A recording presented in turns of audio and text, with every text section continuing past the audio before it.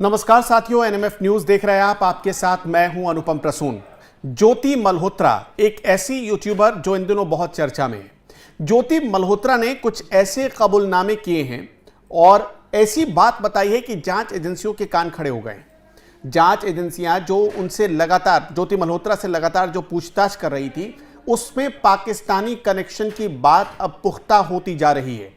सबसे पहले आपको आगे बढ़े उससे पहले ज्योति मल्होत्रा का कबूलनामा सुनवाते हैं, जो पूरी कहानी बयां करता है कि कैसे ज्योति मल्होत्रा पाकिस्तान की जासूस बन चुकी थी, कैसे वो पाकिस्तान के लिए काम कर रही थी, दानिश के साथ वो कैसे मिली, दानिश ने क्या क्या प्रलोभन दिया था ज्योति मिश्रा को, और कोड वर्ड जो डायरी में लिखे जाते थे वो कौन कौन से कोड वर्ड होते थे।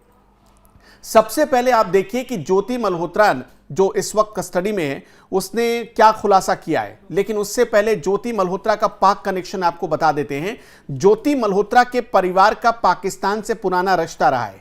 पाकिस्तान के बहावलपुर से ज्योति का परिवार आकर पंजाब के फरीदकोट में बसा था।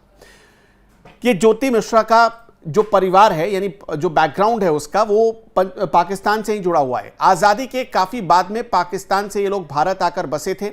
ज्योति मल्होत्रा का परिवार पढ़ा लिखा परिवार था। पहले ये आया पाकिस्तान से तो पंजाब में बसा, फरीदकोट में बसा, और फिर वहां से धीरे धीरे ये आगे निकले और हिसार पहुंच गए। 1966 में पंजाब और हरियाणा अलग हुआ और उसके बाद ये लोग हिसार में बस गए। ज्योति मल्होत्रा के दादा और ताऊ दोनों सरकारी नौकरी से रिटायर्ड हुए। एक अच्छे परिवार में इनकी गिनती होती थी। लेकिन देखते देखते ज्योति मल्होत्रा, जो एक यूट्यूबर खुद को कहती थी, उस ज्योति मल्होत्रा ने पाकिस्तान से हाथ मिला लिए। पाकिस्तान से ज्योति मल्होत्रा के कनेक्शन को समझने के लिए उसके कबूलनामे को भी देखना पड़ेगा। उसके कबूलनामे को भी देखना चाहिए, जिसमें उसने अपनी पासपोर्ट का जिक्र किया है। उसने बताया है कि जब वो पाकिस्तान के पंजाब पहुंची तो उसके साथ क्या हुआ था। उसने बताया है कि मेरा ट्रैवल विथ जो के नाम से एक यूट्यूब चैनल है, मेरे पासपोर्ट का नंबर 5609 है। मैं साल 2023 में पाकिस्तान जाने के लिए वीज़ा लगवाने के संबंध में पाकिस्तान हाई कमीशन दिल्ली गई थी, जहां मेरी मुलाकात हुई एहसान उर रहीम उर्फ दानिश से। यह दानिश वही शख्स है जो ज्योति मल्होत्रा के लिए सारी चीज़ें, सारी फैसिलिटी की व्यवस्था करता था। कहां? तो पाकिस्तान में। ज्योति मल्होत्रा ने इसके आगे भी कुछ बड़े खुलासे किए हैं। उसने कहा है कि जहां मैं दानिश के कहने पर जाकर अली हसन से मिली थी, दानिश ने अली हसन से मेरी मुलाकात कराई। एहसान उर रहीम उर्फ दानिश से जब मुलाकात हुई थी तो उसने अपना मोबाइल नंबर ज्योति मल्होत्रा को दिया था, जो 981 से शुरू हो रहा था। फिर मैं दानिश से बातें करने लगी। उसके बाद मैंने 2 बार पाकिस्तान की यात्रा की, जो ज्योति मल्होत्रा ने ये अपने कबूलनामे में बताया है। उसने कहा है कि जहां मैं दानिश के कहने पर उसके जानकार अली हसन से जाकर मिली थी, जहां अली हसन ने मेरे रुकने, घूमने और फिरने का इंतजाम किया था, और यह तस्वीरों में दिख भी रहा था।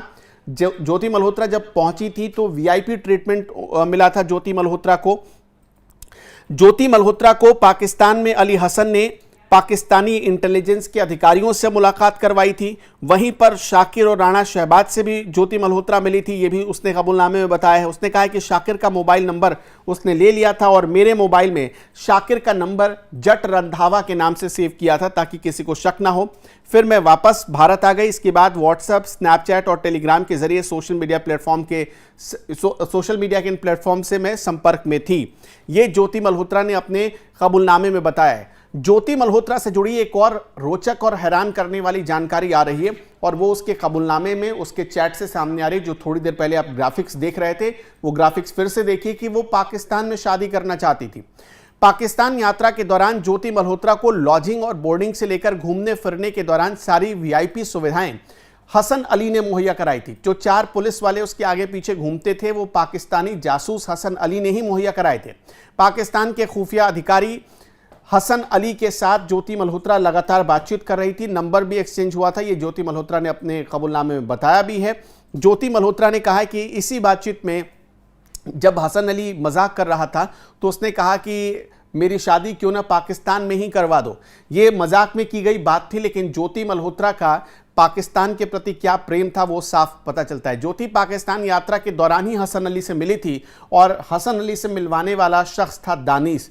दानिश बीच में था। दानिश वही शख्स है जिसे 22 अप्रैल में जब पहलगाम का हमला हुआ था, पहलगाम आतंकी हमला हुआ था, उसके बाद भारत की सरकार ने उसके खिलाफ एक्शन लिया और जासूसी के मामले उसके खिलाफ सामने आए थे, तो दानिश ने भारत छोड़ दिया था।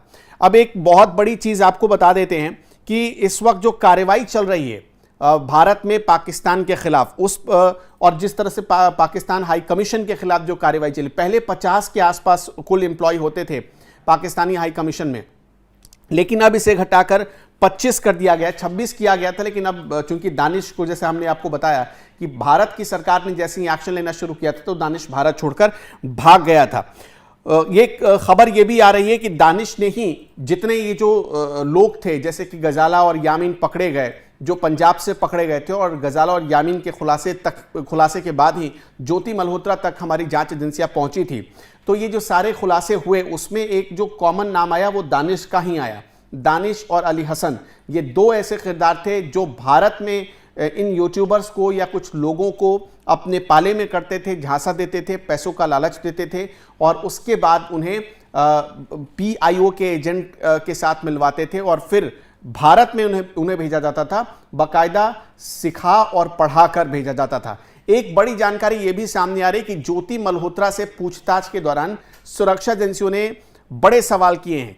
पूछा गया कि क्या ज्योति मल्होत्रा की साल 2023 की पाकिस्तान यात्रा वाकई में आध्यात्मिक यात्रा थी, जैसा वो अपने ब्लॉग में बता रही थी, या कोई पूर्व नियोजित साजिश का हिस्सा थी। ये सवाल पूछा गया, इस पर ज्योति मल्होत्रा ने कोई जवाब नहीं दिया। फिर दूसरा सवाल पूछा गया कि एहसान डार से उसका परिचय किसने और क्यों कराया। एहसान डार से परिचय होने के बाद ज्योति मल्होत्रा ने कुछ खुफिया जानकारियां पाकिस्तान के साथ शेयर की थी। क्या ज्योति मल्होत्रा पाकिस्तान के हैंडलर से वित्तीय या डिजिटल मदद लेती थी? मतलब क्या पैसों का लेन देन होता था? क्या ये पैसों का लेन देन डिजिटल माध्यम से होता था? कैसे होता था? ज्योति मल्होत्रा से सवाल पूछा गया कि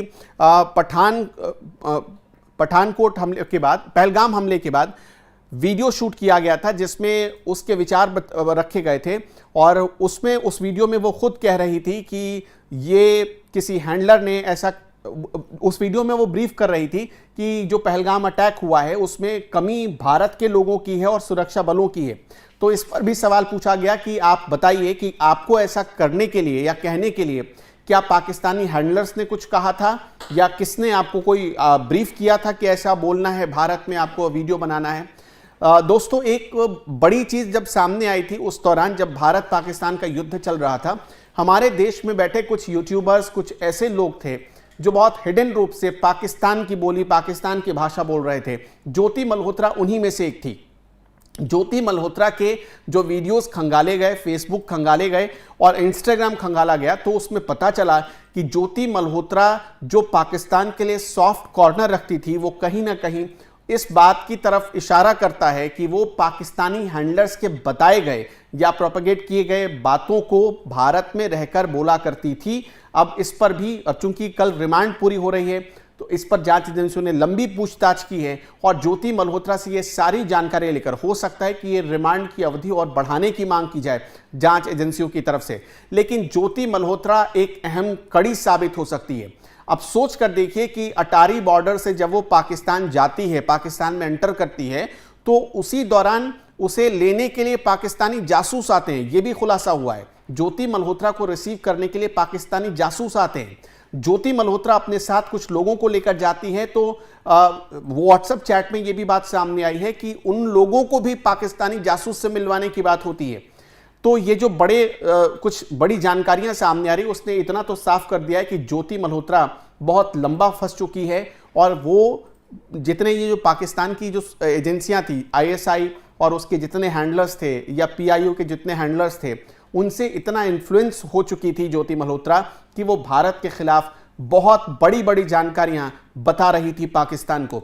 अब हम आपसे एक सवाल पूछना चाहते हैं, जब हमने आपके सामने ये बात रखी थी या सवाल उठाया था कि भारत में रहकर कुछ लोग पाकिस्तान की बोली या पाकिस्तान के प्रति हमदर्दी दिखाने वाली बोली क्यों बोलते हैं, कुछ लोगों ने कहा, कुछ लोगों ने बहुत सारी बातें कही, कुछ लोगों ने सवाल उठाया, लेकिन अब धीरे धीरे ये चीज़ें स्पष्ट होती जा रही हैं कि ऐसा एक बहुत बड़ा धड़ा हो सकता है जो भारत में तो रहता है, काम वो दिखाने के लिए भारत के लिए करता है, लेकिन बोली वो पाकिस्तान की बोलता है। ज्योति मल्होत्रा उनमें से एक कड़ी हो सकती है और ज्योति मल्होत्रा के खुलासे से उन लोगों तक सरकार की सुरक्षा एजेंसियां पहुंच सकती हैं।